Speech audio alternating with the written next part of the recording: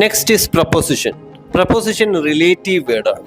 നമുക്ക് ഒരു സാധനം അല്ലെങ്കിൽ നമ്മൾ ഒരു സ്ഥലത്തെത്തുന്നു, ഓരോ കാര്യങ്ങളെ റിലേറ്റ് ചെയ്ത് പറയാൻ വേണ്ടിയിട്ടാണ് പ്രപ്പോസിഷൻസ് യൂസ് ചെയ്യുന്നത്. Book is on the table. On എന്ന് പറയുന്നതാണ് പ്രപ്പോസിഷൻ.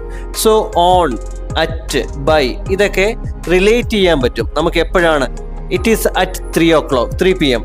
ആ 3 മണിക്കാണ് എന്ന് നമ്മൾ സൂചിപ്പിക്കാൻ, റിലേറ്റ് ചെയ്യാൻ വേണ്ടിയിട്ട്. ഇതേപോലത്തെ കാര്യങ്ങൾക്കൊക്കെയാണ് നമ്മൾ പ്രപ്പോസിഷൻസ് യൂസ് ചെയ്യുന്നത്. Next is interjection. ഇന്റർജെക്ഷൻ എന്ന് പറയുന്നത് സർപ്രൈസിനെയോ ഷോക്കിനെയോ ഒക്കെ സൂചിപ്പിക്കാൻ വേണ്ടിയിട്ട് യൂസ് ചെയ്യുന്നതാണ്. For example, alas he is dead. Hurray I won. Wow she is beautiful.